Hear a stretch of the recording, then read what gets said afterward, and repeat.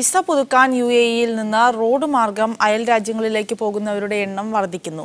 കുറഞ്ഞ ചെലവിൽ ഒറ്റ ദിവസത്തിനുള്ളിൽ നടപടി പൂർത്തിയാക്കാമെന്നതും മാത്രമല്ല, അയൽ രാജ്യത്തെ ടൂറിസം കേന്ദ്രം ആസ്വദിക്കാമെന്നതും ഇത്തരം പാക്കേജുകളെ ആകർഷകമാക്കുന്നു. UAE വിസ മാറ്റാൻ വിമാനമാർഗം നാട്ടിലോ മറ്റു രാജ്യങ്ങളിലോ പോയി പുതിയ വിസയിൽ തിരിച്ചെത്തേണ്ട അവസ്ഥയായിരുന്നു പണ്ടുണ്ടായിരുന്നത്. ഇപ്പോൾ UAE-യിൽ നിന്ന് കരമാർഗം ഒമാന്റെ ഭാഗമായ കസബിൽ പോയി വിസ മാറ്റാനുള്ള സൗകര്യം നിലവിൽ വന്നതോടെ ഈ നടപടികൾ കൂടുതൽ ലളിതമായെന്ന് sulfair.com ഓപ്പറേഷൻസ് മാനേജർ ഫൈസൽ ചൂണ്ടിക്കാട്ടുന്നു. ചെലവ് കുറഞ്ഞതായ ഒരു രീതി അത് ഞങ്ങൾ ഏറ്റവും അധികം പ്രൊമോട്ട് ചെയ്യുന്ന സംഭവമുണ്ട്. നമ്മളെ പ്രവാസികളെ സംബന്ധിച്ചിടത്തോളം ഏറ്റവും കൂടുതൽ സന്തോഷകരമായ ഒരു കാര്യമുണ്ട്. വിസ മാറ്റം ഉറപ്പാക്കുന്നതിന് പുറമെ ഒരു ടൂർ പാക്കേജിന്റെ ഗുണം കൂടി ഇതിലൂടെ ലഭിക്കുന്നുണ്ടത്രേ.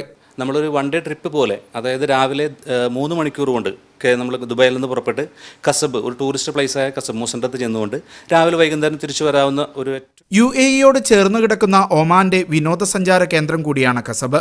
റോഡ് മാർഗം ഇവിടേക്ക് പോയി വരുന്നത് എളുപ്പമാണെന്നും ഈ രംഗത്തുള്ളവർ പറയുന്നു. Media 1 Dubai.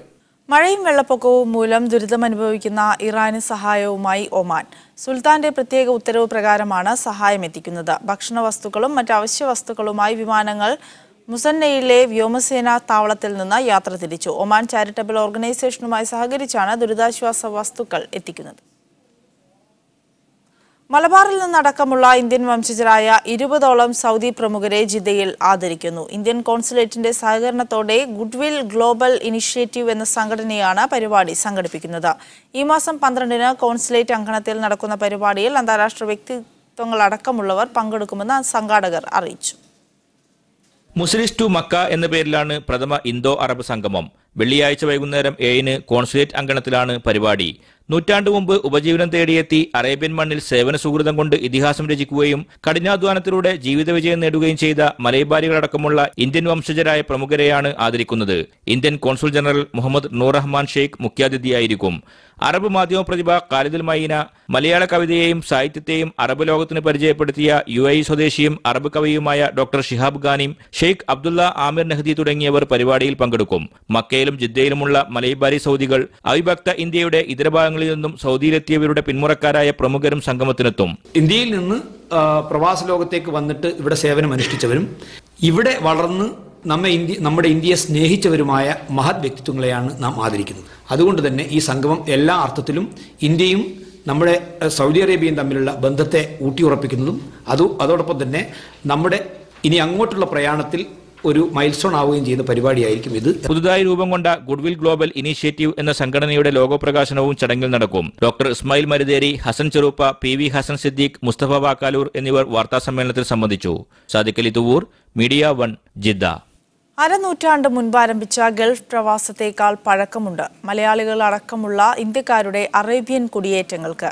ആദ്യകാലത്ത് കേരളത്തിൽ നിന്നും കുടിയേറിയവരുടെ പിന്മുറക്കാരായ 2000ഓളം മലബാറി സൗദി കുടുംബങ്ങൾ മക്കയിലും പരിസരങ്ങളുമായി ഉണ്ടെന്നാണ് കണക്ക്. ഇവരിൽ ഇതുവരെ കണ്ടെത്താൻ കഴിഞ്ഞവരെ ആദരിക്കാനൊരുങ്ങുകയാണ് ജിദ്ദ മലയാളികൾ. നേരിട്ട് വെള്ളം കുടിച്ചിട്ടുണ്ട് ഞാൻ. ഈ സംസാരം കേൾക്കുമ്പോൾ ഇവരെല്ലാം മലയാളികളാണെന്ന തെറ്റിദ്ധാരണ വേണ്ട. നല്ല അസൽ സൗദി പൗരന്മാരാണിവർ. അവിഭക്ത ഇന്ത്യയുടെ വിവിധ ഭാഗങ്ങളിൽ നിന്ന് സൗദിയിലേക്ക് കുടിയേറിയവരുടെ പിന്മുറക്കാർ. പുരാതന കാലത്ത് മക്കയിലെ ഹറം പള്ളിയുടെ തിരുമുറ്റത്ത് ഓടിക്കളിച്ച് വളർന്നവർ. ഇവരിൽ മലബാറിൽ നിന്നെത്തിയ 20ഓളം പേർ മുൻകൈയെടുത്ത് ഹറമിന് സമീപം മദ്രസത്തുൽ മലൈബാരിയ എന്ന പേരിൽ മതവിദ്യാഭ്യാസ സ്ഥാപനം ആരംഭിച്ചു. ഇന്നും പ്രസ്തുത സ്ഥാപനങ്ങളിലെ വരുമാനം മലയാളി സമൂഹത്തിന്റെ ഉന്നമനത്തിന് വേണ്ടി മാത്രമായി മാറ്റിവെച്ചിരിക്കുകയാണിവർ. قامت المدرسة المليبارية بتعليم أبناء المليبار. هذا كان دور المدرسة المليبارية. മലബാറിൽ നിന്നുള്ളവരായതിനാൽ പേരിനോടൊപ്പം മലൈബാരി എന്നുകൂടി കൂട്ടിച്ചേർത്താണ് ഇവർ അറിയപ്പെടുന്നത്. 2000ഓളം മലൈബാരികളായ സൗദി കുടുംബങ്ങൾ ഇന്ന് മക്കയിലും പരിസരങ്ങളിലുമായുണ്ട്. ആസ്പത്രിയിലെ പണിയെടുക്കും. മക്കത്തിൽ ഒരു ഹോട്ടലുണ്ടായിരുന്നു. ബാബാക്ക് ഹോട്ടലിന്റെ പണിയാണ്. സ്വന്തം രക്തത്തെ തിരിച്ചറിയുകയും അവരെ ആദരിക്കുന്നതിനും വേണ്ടിയാണ് ജിദ്ദയിലെ മലയാളി സമൂഹം തയ്യാറായിരിക്കുന്നത്. ഗഫൂർ കൊണ്ടോട്ടി, മീഡിയ 1 ജിദ്ദ. മീഡിയ 1 പ്രവാസോത്സവത്തിനായി ദോഹ ഒരുങ്ങി. മെഗാ മ്യൂസിക് ഷോയിൽ പങ്കെടുക്കുന്ന താരങ്ങൾ ദോഹയിൽ എത്തി തുടങ്ങി. വെള്ളിയാഴ്ചയാണ് ലുസൈൽ സ്പോർട്സ് അറീനയിൽ പ്രവാസോത്സവം അരങ്ങേറുന്നത്. വെള്ളിയാഴ്ച വൈകിട്ട് 6:30 ലുസൈൽ സ്പോർട്സ് അറീനയിൽ മീഡിയ 1 പ്രവാസോത്സവം അരങ്ങേറും. മെഗാ മ്യൂസിക് ഷോയിൽ പങ്കെടുക്കേണ്ട താരങ്ങൾ ദോഹയിൽ എത്തി തുടങ്ങി. ഷോയുടെ മുഖ്യാകർഷണമായ സൂപ്പർ സ്റ്റാർ ദുൽഖർ സൽമാൻ വെള്ളിയാഴ്ച ദോഹയിൽ എത്തിച്ചേരും. ഇത്തവണത്തെ പ്രവാസോത്സവത്തിൻ്റെ മീഡിയ വൺ പ്രത്യേകം പരിഗണിക്കുന്നത് ഭിന്നശേഷിക്കാർക്ക് വേണ്ടി പ്രത്യേക സൗകര്യം ഏർപ്പെടുത്തിയിരിക്കുന്നു. ഭിന്നശേഷിക്കാർക്ക് അവരുടെ വീൽ ചെയറുകളിൽ തന്നെ വന്നിരുന്നു കൊണ്ട് ഈ ഷോ കാണാനുള്ള സൗകര്യമുണ്ട്. അതോടൊപ്പം തന്നെ ഖത്തറിലെ ഹൗസ് ഡ്രൈവർമാർക്ക് ഈ വലിയൊരു ഈവൻ്റ് കാണാൻ സൗജന്യമായി കാണാനുള്ള സൗകര്യം നമ്മൾ ഏർപ്പെടുത്തിയിരിക്കുന്നു. കൂടുതൽ ആളുകളെ ഇവിടെ എത്തിക്കുന്നതിന് വേണ്ടിയുള്ള സൗകര്യങ്ങൾ, വാഹന സൗകര്യങ്ങൾ മീഡിയ വൺ തന്നെ ഏർപ്പെടുത്തിയിട്ടുണ്ട്. ലിമോസിൻ സൗകര്യങ്ങളുണ്ട്, ഫെസ്റ്റിവൽ ലിമോസിൻ അതിനു വേണ്ടി പ്രത്യേക സൗകര്യം ഏർപ്പെടുത്തിയിട്ടുണ്ട്. കരീം ടാക്സി സൗകര്യം ഏർപ്പെടുത്തിയിട്ടുണ്ട്. ലുസൈൽ സ്പോർട്സ് അറീനയിൽ ഭീമൻ സ്റ്റേജാണ് ഷോയ്ക്കായി തയ്യാറാകുന്നത്. വലിയൊരു താരനിരയുണ്ട്. ഒരുപക്ഷെ ദുൽഖർ സൽമാൻ എന്ന് പറയുന്ന ഒരു താരം ഖത്തർ വരുന്നതിനപ്പുറം അതിൻ്റെ കൂടെ വിജയ് യേശുദാസ്, സ്റ്റീഫൻ ദേവസ്യ, നരേഷ് അയ്യർ, സിദ്ധാർത്ഥ തുടങ്ങി ശ്രേയ, ഒരു വലിയൊരു നിര തന്നെയുണ്ട്. അപ്പോൾ എല്ലാത്തരം ആളുകൾക്കും എൻജോയ് ചെയ്യാൻ പറ്റുന്ന തരത്തിലുള്ള ഒരു പാക്കേജാണ് നമ്മൾ അവതരിപ്പിക്കുന്നത്. കൂടാതെ ഇന്തോ ഖത്തർ സാംസ്കാരിക സമന്വയം പ്രമേയമാക്കിയുള്ള വിവിധ കലാപരിപാടികളും അരങ്ങേറും. ഖത്തറിലെ ഭരണകലാ സാംസ്കാരിക രംഗത്തെ പ്രമുഖർ ചടങ്ങിൽ സംബന്ധിക്കും. പരിപാടിയിലേക്കുള്ള ടിക്കറ്റുകളുടെ വിൽപ്പന അന്തിമഘട്ടത്തിലാണ്. എനിക്ക് പിറകിലുള്ള ഈ വേദിയിലാണ് വെള്ളിയാഴ്ച മലയാളത്തിൻ്റെ സ്വന്തം DQ പ്രിയപ്പെട്ട കുഞ്ഞിക്ക ആടിയും പാടിയും തിമിർക്കേണ്ടത്. അതിനാൽ തന്നെ ഖത്തറിലെ വലിയ പ്രവാസ ലോകം മീഡിയ വൺ പ്രവാസോത്സവത്തിനായുള്ള വലിയ കാത്തിരിപ്പിലാണ്. ദോഹയിലെ ലുസൈൽ സ്പോർട്സ് അറീനയിൽ നിന്നും PC സൈഫുദ്ദീൻ, മീഡിയ വൺ.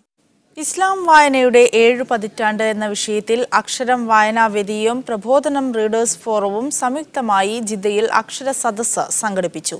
പ്രബോധനം വാരികയുടെ 70ാം വാർഷികത്തോടനുബന്ധിച്ചായിരുന്നു പരിപാടി. 1949 പ്രസിദ്ധീകരണം ആരംഭിച്ച പ്രബോധനം വാരിക 70 വർഷക്കാലമായി ലോകത്തെ മലയാളികൾക്ക് ദിശാബോധം നൽകി വരുന്നതായി മുഖ്യ പ്രഭാഷണം നടത്തിയ VK ഷമീം അഭിപ്രായപ്പെട്ടു. ഇസ്ലാമിനെ പൂർണ്ണമായും ഉൾക്കൊണ്ട് ലോകത്ത് മഹത്തായ ദൗത്യമാണത് നിർവഹിക്കുന്നത്.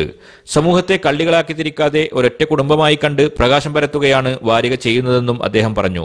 എല്ലാവരെയും ഉൾക്കൊള്ളുന്ന നിലപാടാണ് പ്രബോധനത്തിന്റേതെന്നും അത് വായിക്കുകയും പ്രചരിപ്പിക്കുകയും ചെയ്യേണ്ടത് എല്ലാവരുടെയും ഉത്തരവാദിത്തമാണെന്നും അക്ഷരസദസ്സിൽ സംബന്ധിച്ചവർ അഭിപ്രായപ്പെട്ടു.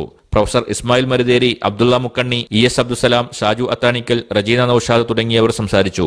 A നജമുദ്ദീൻ അധ്യക്ഷത വഹിച്ചു. വാരികയെ പരിചയപ്പെടുത്തുന്ന വീഡിയോ പ്രദർശനവും നടന്നു. Media one, Jeddah. പഴയകാല ഇന്ത്യൻ ക്രിക്കറ്റ് താരം ചന്തു ബോർഡെ നേതൃത്വം നൽകുന്ന ക്രിക്കറ്റ് അക്കാദമി UAE-യിൽ പ്രവർത്തനം ആരംഭിച്ചു. ദുബായിലെയും അബുദാബിയിലെയും ഗ്ലോബൽ ഇന്ത്യൻ ഇന്റർനാഷണൽ സ്കൂൾ ക്യാമ്പസിലാണ് ക്രിക്കറ്റ് അക്കാദമി പ്രവർത്തിക്കുക. 1958 മുതൽ 1970 വരെ ഇന്ത്യൻ ക്രിക്കറ്റിൽ തിളങ്ങി നിന്ന താരമാണ് പത്മഭൂഷൺ അവാർഡ് ജേതാവ് കൂടിയായ ചന്തു ബോർഡെ.